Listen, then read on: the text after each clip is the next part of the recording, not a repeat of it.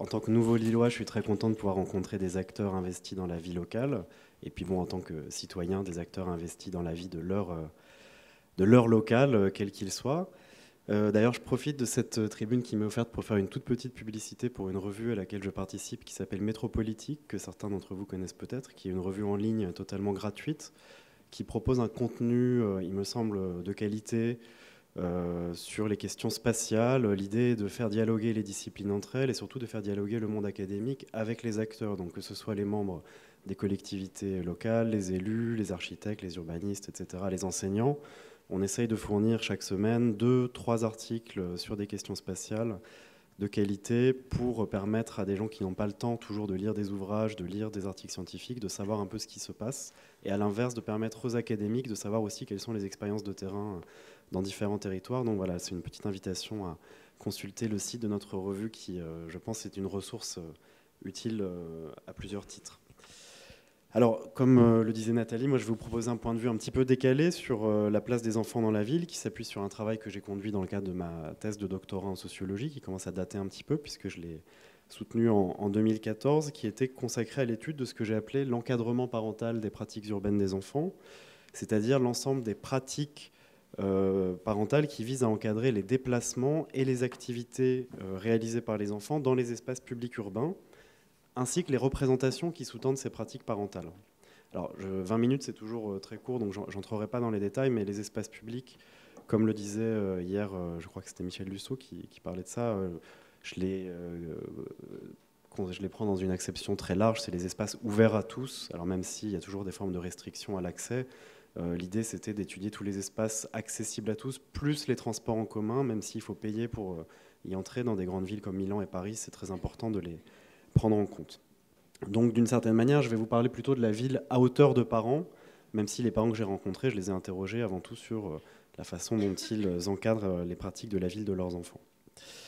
Alors, le choix que j'ai fait pour cette présentation, c'est de vous présenter rapidement le cadre de ce travail dans un premier temps, notamment les 2 terrains d'enquête, et puis ensuite j'ai choisi 3 résultats parmi plusieurs. Genre, je pourrais passer des heures à vous parler, mais ça vous ennuierait sans doute. Donc j'ai essayé de trouver 3 résultats qui me paraissent importants pour nourrir les échanges qu'on pourra avoir dans le cadre de cette table ronde. Hier, Michel Lusseau invitait à penser qualitativement, et donc j'espère à ma mesure contribuer à nourrir un peu cette réflexion qualitative sur la place de l'enfant dans la ville. Alors, n'accepte pas un bonbon de la part de quelqu'un que tu ne connais pas. Rares sont celles et ceux qui n'ont jamais reçu cette consigne, entendu cette consigne, voire donné cette consigne. Il y a sûrement un certain nombre de parents parmi vous, ou une déclinaison de cette consigne. Ne pas parler aux inconnus, ne pas les suivre, ne rien accepter d'eux. Voilà autant de recommandations qui occupent une place centrale dans l'esprit des parents au moment où leurs enfants commencent à se déplacer sans eux.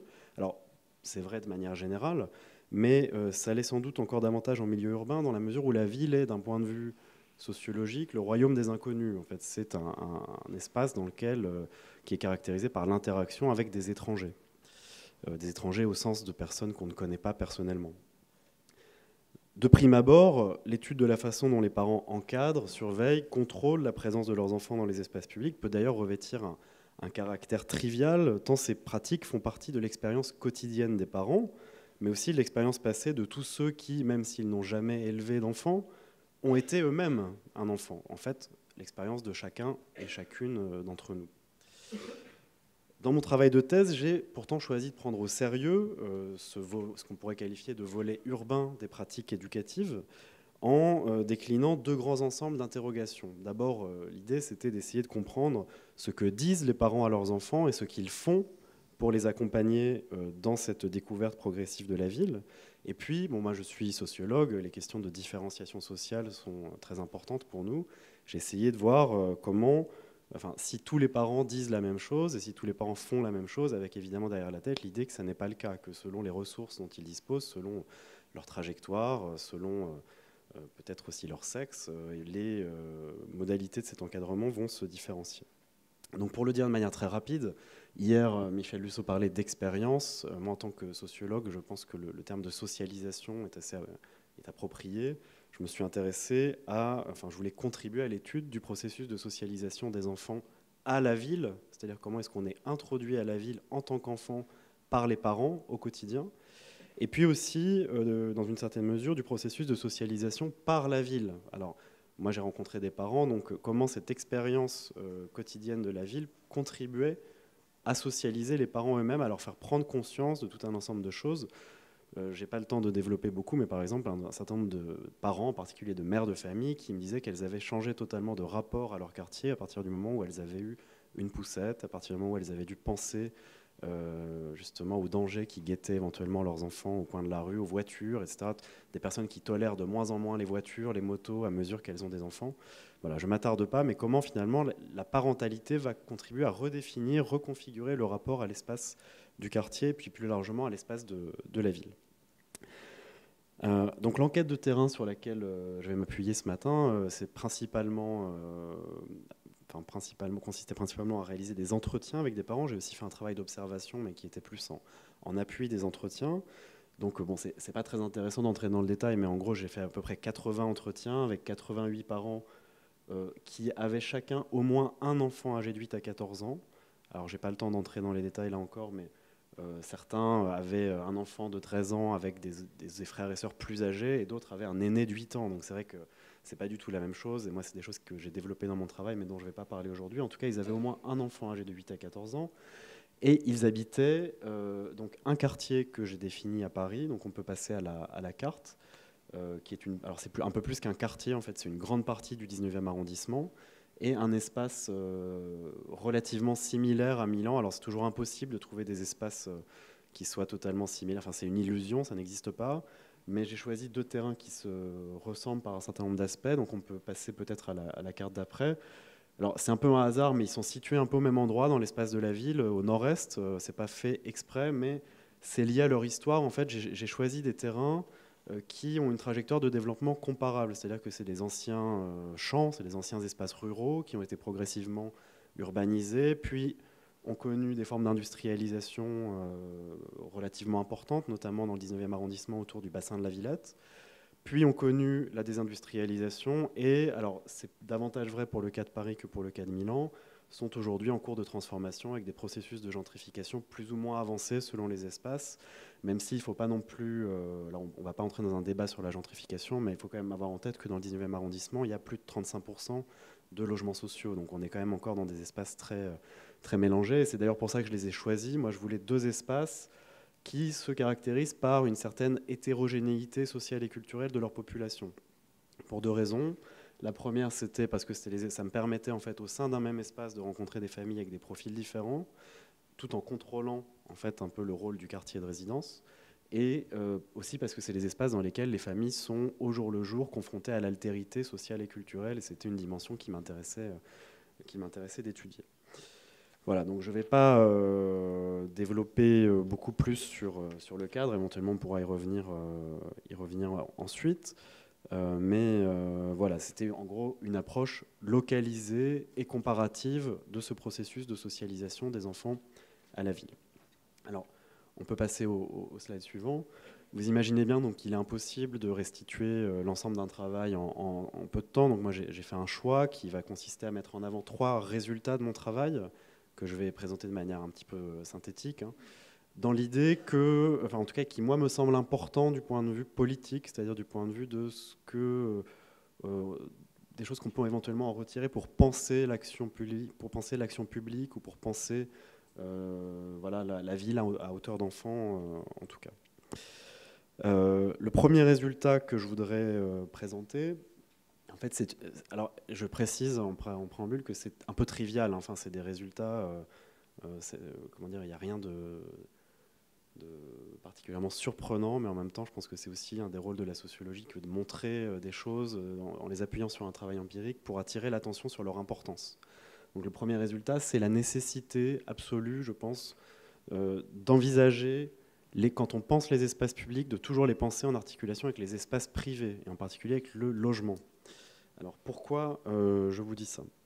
Parce que moi, mon travail, mais tout un ensemble d'autres travaux, que je n'ai pas le temps de citer là, montrent que les conditions matérielles dans lesquelles les parents mettent en œuvre l'encadrement des usages de la ville des enfants vont avoir une grande influence sur cet encadrement. De manière générale, le domicile est considéré par les parents comme un espace plus sécurisé que les espaces publics. Petite parenthèse, ce qui est entre parenthèses, enfin ce qui est très discutable parce qu'il y a beaucoup d'accidents domestiques. Et alors c'est difficile de comparer parce qu'il faudrait comparer à temps passé égal dans les espaces publics et dans les espaces privés. Mais en tout cas, le domicile n'est pas un espace si sûr pour les enfants. Bon, je ferme la parenthèse. Mais en tout cas, les parents considèrent le domicile, et les enfants eux-mêmes aussi d'ailleurs, comme un espace sécurisé. Mais il est utilisé de manière très différente selon les familles en tant qu'espace de sociabilité enfantine. Et on peut le dire pour simplifier un peu, qu'il y a une corrélation entre la liberté d'exploration autonome du dehors dont vont jouir les enfants et la taille de leur logement. Les sociabilités d'intérieur, en tout cas sur les 2 terrains que j'ai étudiés, sont caractéristiques des enfants qui grandissent dans les familles qui disposent des conditions de logement les plus confortables. C'est un peu évident, mais c'est important de l'avoir en tête. Donc les plus confortables, notamment aussi les plus spacieuses. Avoir un logement de grande taille permet d'accueillir d'autres enfants chez soi plus facilement que quand on a un petit logement, et favorise de manière générale les activités ludiques d'intérieur, alors qu'il s'agisse d'inviter d'autres enfants ou simplement que l'enfant joue chez soi. Dans les quartiers de mixité sociale que j'ai étudiés, j'ai pu observer une assez forte dissymétrie dans les invitations lancées par les enfants à d'autres enfants pour venir jouer chez eux. Donc pour le dire vite, les enfants qui ont les maisons les plus grandes, les appartements les plus grands invitent davantage chez eux d'autres enfants que ceux qui ont des logements plus petits. Alors il y a plein de facteurs à ça, mais un facteur sur lequel j'aimerais insister, c'est... Alors, dans certains cas, la question de l'insalubrité du logement, qui fait que les parents ne souhaitent pas inviter d'autres enfants chez eux, mais surtout la question de la promiscuité. En fait. Il faut vraiment avoir en tête cette question du nombre de personnes par mètre carré. Quand il y a un couple avec un enfant dans un appartement de 100 mètres carrés, ça n'offre pas les mêmes possibilités pour laisser de la place au jeu que quand il y a 6, 7, 8 personnes dans un appartement de 45 mètres carrés, en fait, avec des fois des formes de cohabitation intergénérationnelle qui vont avoir comme effet de pousser les enfants dans la rue. C'est-à-dire que les enfants vont, en tout cas relativement à ceux qui disposent d'un logement plus grand, passer davantage de temps dans les espaces publics très proches du logement. Donc la culture de la chambre qui est évoquée par tout un ensemble de travaux sociologiques pour désigner le repli des enfants vers les espaces d'intérieur est certes quelque chose qui est indiscutable. Il me semble qu'il y a une évolution dans les sociétés occidentales, notamment en France, mais cette évolution doit être pensée en termes de différenciation sociale aussi. Ce n'est pas tous les enfants qui ont accès à cette culture de la chambre, ou en tout cas pas de la même manière. Déjà, tous les enfants n'ont pas une chambre individuelle, pour commencer. Voilà, donc pour le dire autrement, et je vais pour terminer sur ce premier point, les espaces communs constituent une ressource plus ou moins précieuse pour les familles selon que les conditions de logement sont plus ou moins confortables. Même si ce point est un peu évident, encore une fois, il me paraît très important de le souligner pour nourrir vos réflexions et vos pratiques, par opposition à une tendance qui me semble malheureusement très développée, à la culturalisation en fait, de la présence d'enfants dans les espaces publics. Voilà, pour le dire vite, ce serait parce qu'ils seraient descendants d'Africains que les enfants seraient dans les espaces publics, parce qu'ils seraient descendants de Maghrébins. Je ne sais pas en quelle mesure cette dimension culturelle est pertinente. Je pense qu'il faudrait conduire beaucoup d'enquêtes en fait, pour aller plus loin, parce qu'on voit que même dans l'émigration, il y a la dimension ville-campagne qui joue beaucoup. Les personnes qui viennent de la ville dans leur pays d'origine ont un rapport à la ville très différent de celles qui viennent de la campagne. Bon, je n'ai pas le temps de développer, mais en tout cas, il me semble que la tendance à la culturalisation, pour critiquer, pour dénoncer finalement la présence dans les espaces publics d'enfants et d'adolescents, doit être très fortement nuancée en lien avec cette question du logement. En fait. Il y a beaucoup de travaux sociologiques sur les adolescents de cité notamment, qui nous montrent que leur présence dans les espaces publics est très liée à la question du domicile. Voilà, donc je termine là sur ce premier point, mais je l'offre à votre réflexion, il me paraît important. Le deuxième résultat que je voudrais présenter rapidement concerne le rôle joué par l'école dans la différenciation sociale des expériences enfantines de la ville. Alors, le premier point que je voudrais évoquer, qui n'est pas vraiment lié là pour le coup à la question de la différenciation sociale, c'est, et ça fait un peu écho je pense à la présentation de Michel Lusso d'hier et même d'une certaine manière à ce qu'a dit Thierry Pacaud tout à l'heure, c'est que l'analyse des récits parentaux montre que la position qui est occupée par les enfants dans la carrière scolaire, c'est-à-dire la classe dans laquelle ils sont, en fait, va davantage définir l'évolution de leurs pratiques de mobilité, va davantage définir leurs usages de la ville que leur âge biologique. En fait, c'est notamment, ça se voit très bien au moment du passage en sixième, en fait. Mais la classe dans laquelle est l'enfant va avoir un effet très important sur les autorisations dont il va bénéficier et aussi sur ce que font les autres. Il y a des effets de groupe de pairs très importants. Mais ce sur quoi surtout je voudrais insister, alors c'est particulièrement vrai dans le cas de Paris, mais je sais qu'il me semble en tout cas que Lille est une ville très concernée par ces questions de choix scolaires, de stratégie scolaire des familles. On ne peut pas non plus comprendre l'expérience quotidienne des usages de la ville des enfants si on ne prend pas en compte les choix scolaires opérés par les familles. Vous savez très bien que tous les enfants ne vont pas à l'école de quartier. Je vais un peu vite, mais les choix de scolarisation qui sont faits, qu'il s'agisse de mettre l'enfant dans le privé ou d'avoir recours à des dérogations pour le mettre dans un autre établissement public que celui de quartier, va avoir tout un ensemble d'effets sur le rapport à la ville de l'enfant. Ceux qui ne vont pas dans l'école de quartier vont acquérir des compétences de mobilité parce qu'ils vont prendre le bus, le métro, seuls plutôt que ceux qui vont rester dans leur quartier. Ils vont avoir accès à des réseaux de sociabilité délocalisés, c'est-à-dire qu'ils vont se faire des amis ailleurs que dans leur quartier, ce qui va avoir des effets sur leur usage de la ville de manière plus générale. Et donc, si je vais vite, mais c'est quelque chose qui ressort fortement des entretiens que j'ai pu conduire et qui est plutôt congruent avec tout un ensemble d'autres travaux sociologiques. En fait, l'école et la différenciation sociale des choix scolaires des familles, ce qui est, particulièrement marqué à Paris, dans un contexte de compétition scolaire très fort, va contribuer à ancrer les enfants des familles populaires dans leur quartier, en tout cas dans le type d'espace que j'ai étudié, et à l'inverse, à plutôt favoriser une forme de délocalisation, en tout cas d'usage plus large de l'espace urbain pour les enfants des familles mieux dotées relativement en ressources économiques d'une part et culturelles de l'autre. En tout cas, ça va avoir un effet sur les compétences de mobilité qui vont être acquises et sur les réseaux de sociabilité, sur le rapport à la ville, en fait, sur la familiarité à d'autres espaces.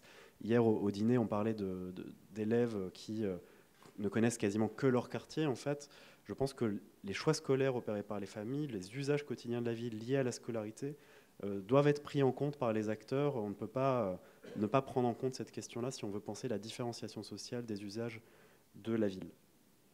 Le troisième point sur lequel je terminerai ma présentation concerne la différenciation sexuée de la socialisation à la ville des enfants et nous invite à penser ce que j'appelle la dimension urbaine de la fabrique du genre ou la fabrique urbaine du genre. C'est un thème qui, je m'en réjouis d'ailleurs, a pris, je pense, de l'importance, pas mal de visibilité au cours des dernières années, en tout cas à Paris, la question de la différenciation sexuée des expériences féminines et masculines de la ville. Ce que je voudrais vous dire en quelques mots, c'est que dans mon travail, j'ai pu observer que l'action éducative quotidienne des parents, qui concerne les usages de la ville, contribue en fait à produire du genre dans la mesure où cet encadrement se distingue de manière assez nette selon le sexe de l'enfant, en lien avec la forte prégnance de représentation genrée de la ville, de représentation, alors non seulement genrée, mais hétéronormée des espaces publics. En fait, les parents que j'ai rencontrés sont très différents sur de nombreux aspects, mais s'ils ont quelque chose en commun, c'est qu'ils considèrent la ville comme étant une ville masculine et hétéronormée. C'est quelque chose qui est très fort et qui va structurer leurs pratiques éducatives. Je vais vite, mais de manière intéressante, en fait, au cours des premières années de la phase d'âge que j'ai étudiée, donc 8 ans, 14 ans, les filles tendent à être considérées par leurs parents comme plus matures, en fait, comme plus aptes à se déplacer de manière autonome dans la ville que les garçons. Excusez-moi. Alors, c'est lié, là encore, à des représentations genrées de ce que sont les filles et les garçons. Les filles sont plus obéissantes, plus dociles, les garçons sont plus tête en l'air, font moins attention à leur environnement et donc sont moins capables de se déplacer de manière sûre dans la ville que les garçons. Mais ce qui est intéressant ou désolant, enfin voilà, c'est une question de point de vue, c'est de voir qu'avec la puberté, avec la transformation du corps des filles, cette relative confiance plus élevée dans la capacité des filles à se déplacer seules va laisser la place à une peur spécifique aux filles. Donc il y a tout un ensemble de travaux qui avaient déjà montré ça pour les femmes adultes, la spécificité de l'expérience des femmes adultes en milieu urbain.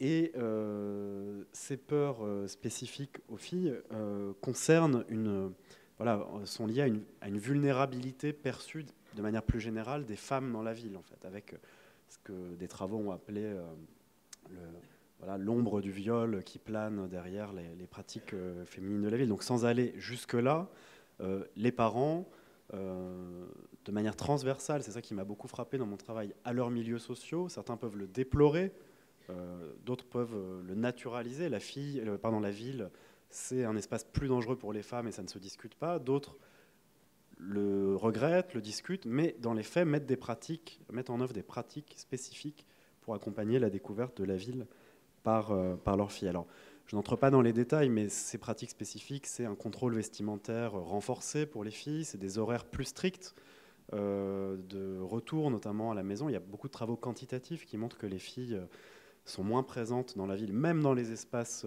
les parkings à enfants qui est évoqué par Thierry Paco, même dans les espaces protégés, en fait, les filles ont moins accès à la ville et aux espaces publics que les garçons. Des pratiques d'escorte, parfois, enfin qui moi, alors sans doute parce que je suis un homme, hein, mais qui m'ont parfois surpris avec des parents qui vont aller à la rencontre de leurs filles dans le métro le soir pour les récupérer, pour éviter qu'elles doivent terminer le trajet toutes seules et rentrer toutes seules. Ce qui, moi, m'a frappé, c'est que dans ce contexte où le corps des filles est perçu comme un enjeu, tout à l'heure on parlait de guerre, mais finalement, il y a peut-être un petit peu de ça aussi, les parents, en fait, considèrent, encore une fois, même s'ils le regrettent, nécessaire, important, indispensable, de sensibiliser, de manière qui peuvent être assez variées selon les cas, les filles au caractère masculin des espaces publics. On pourrait dire qu'il s'agit d'une forme de socialisation progressive au fait que l'expérience des hommes et des femmes n'est pas la même dans les lieux publics, notamment du fait de l'existence de sollicitations différentes, d'expériences différentes auxquelles elles vont être exposées, en fait. Donc il s'agit pour les parents de tracer les limites de l'acceptable et de l'inacceptable. Il s'agit aussi de transmettre des normes de comportement. Et en fait, ces normes de comportement, c'est se montrer prudente, ne pas provoquer, faire preuve de vigilance, savoir faire preuve de passivité, d'impassibilité quand on fait l'objet de commentaires, quand on fait l'objet de remarques. Voilà, mon temps est malheureusement limité, puis je pense que c'est plus intéressant qu'on ait des échanges. Mais je voudrais vous inviter à penser la ville non pas seulement à hauteur d'enfant, mais aussi à hauteur de fille. Enfin, ça a été dit tout à l'heure, mais je pense que c'est fondamental en fait. Sinon, on passe à côté de quelque chose de très structurant. Et ce qui est frappant dans les entretiens que j'ai conduits auprès des parents, c'est qu'on voit qu'en fait toutes les précautions spécifiques, tous les discours spécifiques qui sont transmis aux filles préfigurent, nous permettent de comprendre en fait la genèse de la spécificité de l'expérience urbaine des femmes. Voilà, c'est tout l'apport, il me semble, des travaux sur le genre. En fait, c'est montrer comment se construit progressivement des identités différenciées sur la base du sexe biologique. Et moi, ce que je voudrais vous dire ce matin, c'est que le rappel récurrent aux filles de leur vulnérabilité supposée, l'exigence de discrétion qui pèse sur elles, débute très tôt. Et cette spécificité de l'expérience des filles n'est pas propre en fait au quartier d'habitat social avec une forte présence d'immigrés. Encore une fois, il y a une tendance à associer les inégalités d'accès aux espaces publics, ou en tout cas à les réduire aux quartiers populaires, aux quartiers avec une forte présence de l'islam. Moi, je pense que alors, il y a peut-être des spécificités de ces quartiers qui sont il y a beaucoup de travaux déjà sur ça, mais je pense qu'en fait, il faut penser l'inégalité d'accès des hommes et des femmes à la ville et l'inégalité d'accès des filles et des garçons à la ville de manière transversale à l'espace urbain. Hein. Moi, les quartiers que j'ai étudiés se situent dans Paris et dans Milan, et je peux vous dire que clairement, en tout cas, du point de vue de l'action éducative quotidienne des parents, l'accès à la ville des filles, donc à la fois en termes de temps passé dans la ville, en termes de lieux fréquentés, mais aussi en termes de rapport construit à l'espace urbain, n'est pas le même pour les garçons et pour les filles, et cela de manière transversale à l'échantillon de parents que j'ai rencontrés. Je ne vous l'ai pas dit tout à l'heure, mais j'ai rencontré des parents de milieux sociaux très variés, et même dans les familles les plus sensibles aux questions d'inégalité homme-femme, il y a quand même une différence qui est faite pour l'accès à la ville des filles et des garçons. Voilà. Donc pour conclure en quelques mots, je voulais vous dire ce matin qu'il me paraît impossible de penser la place des enfants en ville sans prendre en considération à la fois le logement, l'école et la différenciation sexuée des expériences enfantines. Et donc d'un point de vue politique, il convient de penser l'articulation de ces différents domaines. Et alors moi, j'ai pas d'avis sur les urbanistes, hein, mais en tout cas de ne pas penser uniquement l'accès des enfants à la ville en termes d'aménagement et d'urbanisme. Je pense que c'est une faillite totale, en fait. Ça ne conduira à rien d'uniquement penser la place des enfants dans la ville du point de vue de l'aménagement. En fait. Ce n'est pas la seule dimension pertinente, loin de là. Voilà. Merci beaucoup.